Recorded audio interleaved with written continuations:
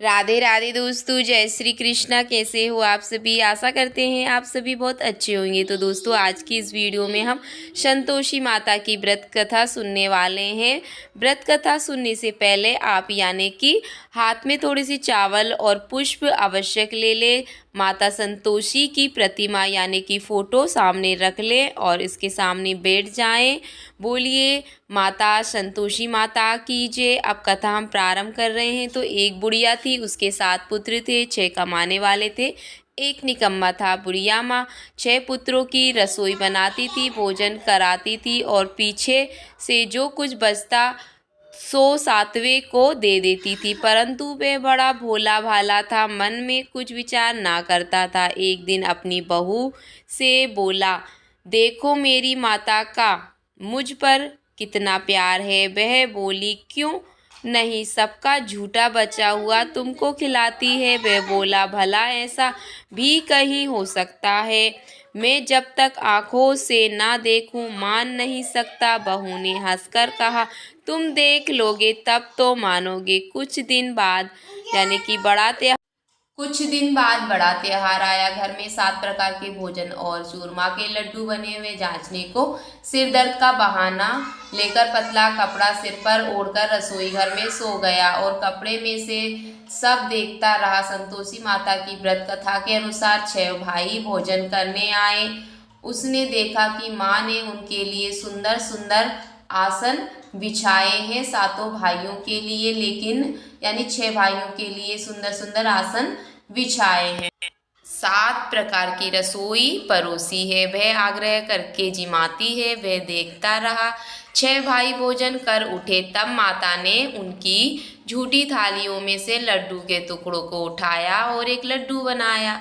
झूठन साफ कर बुढ़िया माँ ने पुकारा, उठो बेटा, 6 भाई भोजन कर गए, अब तू ही बाकी है, उठना, कब खाएगा? वह कहने लगा, माँ मुझे भोजन नहीं करना, मैं परदेश जा रहा हूँ। माता ने कहा, कल जाता हो तो आज ही जा। वह बोला, हाँ हाँ आज ही जा रहा हूँ। यह कहकर वह घर से निकल गया। चलते समय बहू की याद आई। वह गौशाला में उबले थाप रही थी। वहीं जाकर उससे बोला, दोहा हम जावे परदेस को, आगे कुछ काल तू रहिए संतोष से, परम अपनो पाल। वह बोली, जाओ पिया आनंद से, हमरू सोच हटाए राम भरोसे। हम रहे ईश्वर तुम्हें सहाय, देह निशानी अपनी देख, धरू में धीर यानी कि धरू में धीर सुधि हमारी, मति विचार्यो रखियो मन गंभीर। वह बोला, मेरे पास तो कुछ नहीं, ये अंगूठी है सो ले लो और अपनी कुछ निशानी मुझे दे दो। वह बोली, मेरे पास क्या है, ये गोबर भरा हाथ है। यह कहकर उसकी पीठ में गोबर के हाथ की थाप मार दी। वह चल दिया। चलते चलते दूर देश में पहुंचा। वहां पर एक साहूकार की दुकान थी। वहां जाकर कहने लगा, भाई मुझे नौकरी पर रख लो, साहूकार को जरूरत थी। बोला, रह जाओ लड़के। लड़के ने पूछा, वेतन क्या दोगे? साहूकार ने कहा, काम देखकर दाम मिलेंगे। साहूकार की नौकरी मिली। वह सवेरे 7 बजे से रात तक नौकरी बजाने लगा। कुछ दिनों में दुकान का सारा लेन देन, हिसाब किताब, ग्राहकों को माल बेचना, सारा काम करने लगा। साहूकार ने 6-7 नौकर थे। वे सब चक्कर खाने लगे कि यह तो बहुत होशियार बन गया है। सेठ ने भी काम देखा और 3 महीने में उसे आधे मुनाफे का साझीदार बना दिया। वह यानी कि जो 23-22 वर्ष का ही नामी सेठ बन गया और माली का सारा कारोबार उस पर छोड़कर बाहर चला गया। संतोषी माता व्रत कथा के अनुसार अब बहू पर क्या बीती सो सुनो। सास ससुर उसे दुख देने लगे। सारी गृहस्थी का काम करके उसे लकड़ी लेने जंगल में भेजते। इस बीच घर की रोटियों के आटे से जो भूसी निकली उसकी रोटी बनाकर रख दी जाती और फूटे नारियल के कोपरे में पानी। इस तरह दिन बीतते रहे। एक दिन वह लकड़ी लेने जा रही थी कि रास्ते में बहुत सी स्त्रियां संतोषी माता का व्रत करती दिखाई दी। वे वहां खड़ी हो कथा सुनकर बोली, बहनों, ये तुम किस देवता का व्रत करती हो और इसके करने से क्या फल मिलता है? इस व्रत के करने की क्या विधि है? यदि तुम अपने व्रत का विधान मुझे समझा कहोगी तो तुम्हारा एहसास मानूंगी। तब उनमें से एक स्त्री बोली, सुनो, ये संतोषी माता का व्रत है और संतोषी माता की कथा है। इसके करने से निर्धनता और जो दरिद्रता होती है उसका नाश हो जाता है और लक्ष्मी आती है। मन की चिंताएं दूर होती हैं। घर में सुख होने से मन को प्रसन्नता और शांति मिलती है। निपुत्र को पुत्र मिलता है। प्रीतम बाहर गया हो तो जल्दी आवे। कुंवारी कन्या को मनपसंद वर मिले। राजदुआरे पर बहुत दिनों से यानी कि मुकदमा चलता हो तो खत्म हो जाए। सब तरह सुख शांति हो। घर में धन जमा हो, पैसा जायदाद का लाभ हो, रोग दूर हो जावे तथा और जो कुछ मन में कामना हो वह सब संतोषी माता की कृपा से पूरी हो जावे। इनमें सदैव नहीं है। वह पूछने लगी, यह व्रत कैसे किया जावे, यह भी बताओ तो बड़ी कृपा होगी। स्त्री कहने लगी, 1.25 का गुड़ चना लेना, इच्छा हो तो 5.25 का लेना या 11.25 का भी आप सहमति अनुसार ले सकते हो, यानी कि आप अपनी सामर्थ्य के अनुसार ले सकते हो। बिना परेशानी, श्रद्धा और प्रेम से जितना बन सके लेना। 1.25 से 5.25 तथा इससे भी ज़्यादा शक्ति और शक्ति अनुसार लें। हर शुक्रवार को निराहार रहकर संतोषी माँ की कथा कहना सुनना। इसके बीच क्रम टूटे नहीं, लगातार नियम पालन करना। सुनने वाला कोई ना मिले तो घी का दीपक जला कर उसके आगे जल के पात्र को रख कथा कहना, परंतु नियम ना टूटे जब तक कार्य सिद्ध ना हो। नियम पालन करना और कार्य सिद्ध हो जाने पर ही व्रत का उद्यापन करना। 3 माह में माता फल पूरा करती है। यदि किसी के खोटे ग्रह हो तो भी माता 1 वर्ष में आवश्यक कार्य सिद्ध करती है। कार्य सिद्ध होने पर ही उद्यापन करना चाहिए, बीच में नहीं। उद्यापन में 2.5 शेर यानी कि 2.5 शेर आटे का खाजा तथा इसी परिणाम से खीर तथा चने का साग करना। 8 लड़कों को भोजन कराना, जहाँ तक मिले देवर जेठ भाई बंधु कुटुंब के लड़के लेना, ना मिले तो रिश्तेदार और पड़ोसियों के लड़के बुलाना, उन्हें भोजन कराना, यथाशक्ति दक्षिणा दे माता का नियम पूरा करना। उस दिन घर में कोई खटाई ना खावे। यह सुनकर बुढ़िया के लड़के की बहू चल दी। रास्ते में लकड़ी के बोझ को बेच दिया। उन पैसों से गुड़ चना ले माता के व्रत की तैयारी कर आगे चली और सामने मंदिर देख पूछने लगी कि यह मंदिर किसका है। सब कहने लगे संतोषी माता का मंदिर है। यह सुन कर माता के मंदिर में जा माता के चरणों में लौटने लगी। दीन होकर विनती करने लगी, माँ, मैं निपट मूर्ख हूँ, व्रत के नियम कुछ नहीं जानती हूँ मैं, यानी कि बहुत दुखी हूँ। हे माता जगत जननी, मेरा दुख दूर कर, मैं तेरी शरण में हूँ। माता को दया आई। एक शुक्रवार बीता कि दूसरे शुक्रवार को ही इसके पति का पत्र आया और तीसरे को उसका भेजा हुआ पैसा भी आ पहुँचा। ये देखकर जेठानी मुंह सिकोड़ने लगी, इतने दिनों में पैसा आया, इसमें क्या बड़ाई है। लड़के ताने देने लगे कि काकी के पास अब पत्र आने लगे हैं, रुपया आने लगा है, अब तो काकी की खातिर बढ़ेगी, अब तो काकी बोलने से भी नहीं बोलेगी। बेचारी सरलता से कहने लगी, भैया पत्र आवे, रुपया आवे तो हम सबके लिए अच्छा है। ऐसा कहकर आंखों में आंसू भरकर संतोषी माता के मंदिर में आ मातेश्वरी के चरणों में गिरकर रोने लगी। माँ, मैंने तुमसे पैसा नहीं मांगा है, मुझे पैसे से क्या काम है, मुझे तो अपने सुहाग से काम है, मैं तो अपने स्वामी के दर्शन और सेवा मांगती हूँ। तब माता ने प्रसन्न होकर कहा, जा बेटी, तेरा स्वामी आएगा। यह सुनकर वह खुशी से बावली होकर घर में जाकर काम करने लगी। अब संतोषी माँ विचार करने लगी कि इस भोली पुत्री से मैंने कह तो दिया कि तेरा पति आवेगा, पर आवेगा कहाँ से? वह तो स्वप्न में भी इसे याद नहीं, स्वप्न में भी याद नहीं करता। उसे याद दिलाने मुझे जाना पड़ेगा। इस तरह माता बुढ़िया के बेटे के पास जा स्वप्न में प्रकट होकर कहने लगी कि साहूकार के बेटे सोता है या जागता है? वह बोला, माता, सोता भी नहीं हूँ और जागता भी नहीं हूँ, बीच में ही हूँ, कहो क्या आज्ञा है? माँ कहने लगी कि तेरा घर बाहर कुछ नहीं है या है? वह बोला, मेरा सब कुछ है माता, माँ बाप भाई बहन बहू, क्या कमी है? माँ बोली, भोले पुत्र, तेरी स्त्री घोर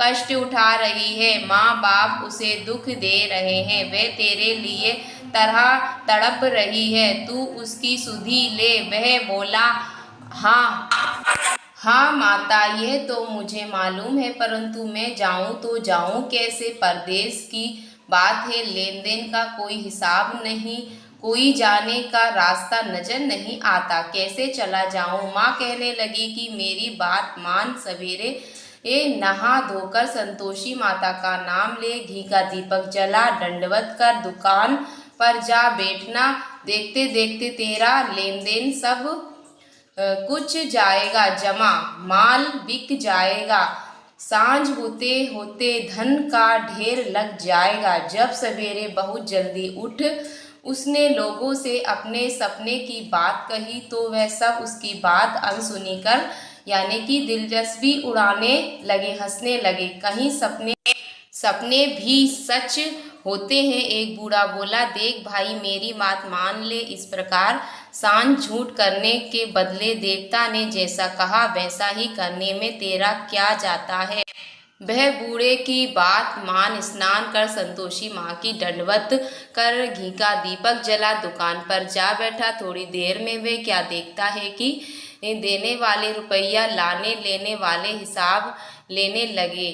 कोठे से भरे सामानों के खरीदार नगद दाम में सौदा करने लगे। शाम तक धन का ढेर लग गया। माता का चमत्कार देख प्रसन्न हो मन में माता का नाम लेकर घर ले जाने के वास्ते गहना कपड़ा खरीदने लगा और वहाँ के काम से निपट वह घर को रवाना हुआ। वहाँ बहू बेचारी जंगल में लकड़ी लेने जाती है, लौटते वक्त माँ के मंदिर पर विश्राम करती है। वह तो उसका रोजाना रुकने का स्थान था। दूर से धूल उठती देख वह माता से पूछती है कि है माता, ये धूल कैसी उड़ रही है? माँ कहती है कि है पुत्री, तेरा पति आ रहा है, अब तू ऐसा कर यानी कि लकड़ियों के 3 बोझ बना ले, एक नदी किनारे रख, दूसरे मेरे मंदिर पर और तीसरा अपने सिर पर रख ले। तेरे पति को लकड़ी का गट्टा देखकर मोह पैदा होगा, वह वहाँ रुकेगा, नाश्ता पानी बनाकर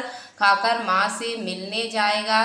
तब तू लकड़ियों का बोझ उठाकर घर जाना और बीच चौक में गट्ठा डालकर 3 आवाज़ें जोर जोर से लगाना। लो सासूजी, लकड़ियों का गट्ठा लो, भूसी की रोटी दो और नारियल के कोपरे में पानी दो। आज कौन मेहमान आया है? माँ की बात सुन बहू बहुत अच्छा माता कहकर प्रसन्न हो लकड़ियों के 3 गट्ठे ले आई। एक नदी तट पर, एक माता के मंदिर पर रखा और इतने में ही एक मुसाफिर आ पहुँचा। सूखी लकड़ी देख उसकी इच्छा हुई अब यही विश्राम करे और भोजन बनाकर गाँव जाए। इस प्रकार भोजन बना, विश्राम कर वह गाँव को आ गया।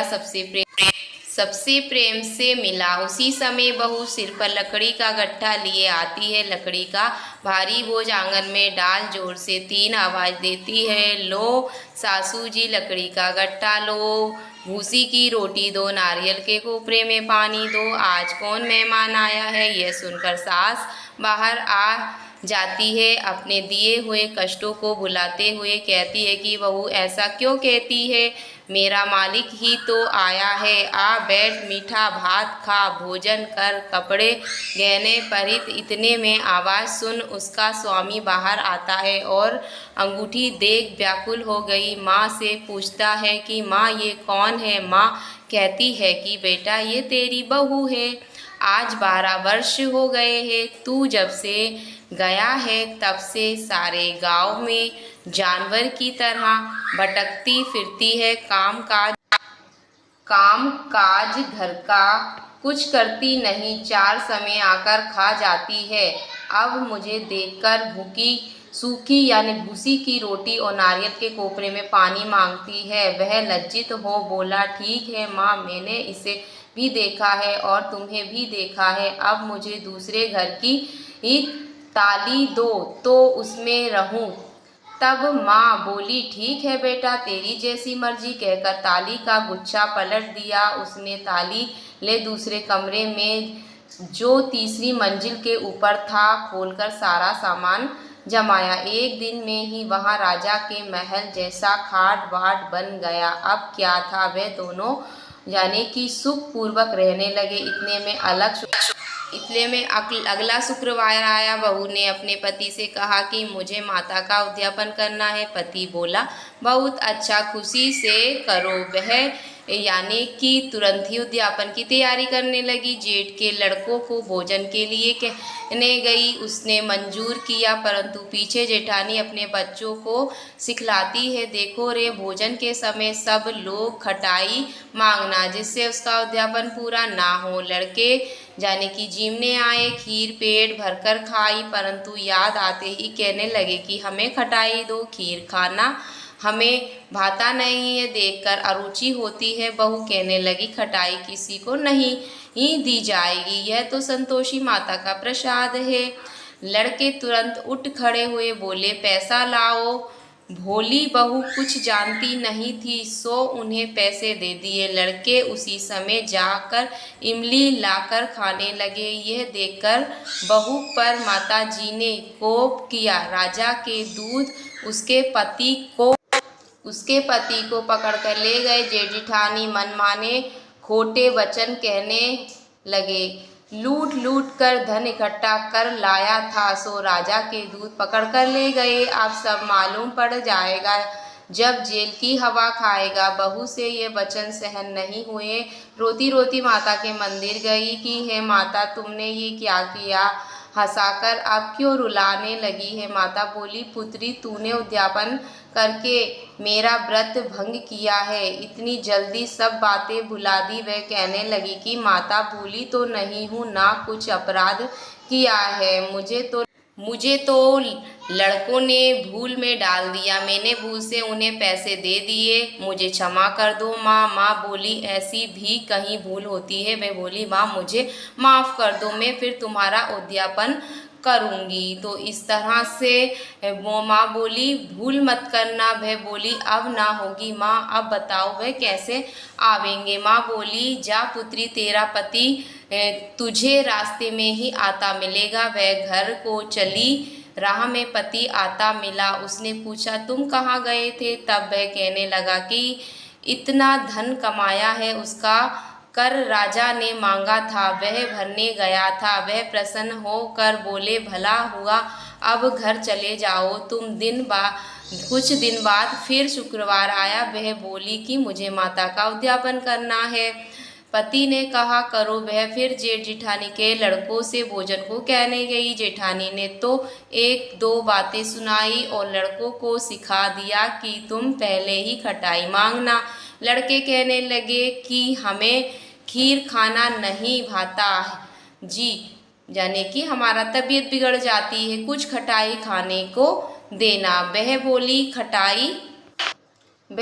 खटाई खाने को नहीं मिलेगी, आना हो तो आओ। वह ब्राह्मणों के लड़के को लाकर भोजन करा देगी। यथाशक्ति दक्षिणा की जगह एक एक फल उन्हें दिया। इससे संतोषी माता प्रसन्न हुई। माता की कृपा होते ही 9वें माह उनका चंद्रमा के समान सुंदर पुत्र प्राप्त हुआ। पुत्र को लेकर प्रतिदिन माताजी के मंदिर जाने लगी। माँ ने सोचा कि यह रोज आती है, आज क्यों ना मैं ही इसके घर चली जाऊं, इसका आसरा देखूं तो सही। यह विचार कर माता ने भयानक रूप बनाया। गुड़ और चने से सना यानी कि सना मुख, ऊपर शूंड के समान होंठ, ऊपर मक्खियां भिन भिना रही थी। दहलीज में पांव रखते ही उसकी सास चिल्लाई, देखो रे कोई चुड़ैल डाइन चली आ रही है, लड़कों इसे भगाओ नहीं तो किसी को खा जाएगी।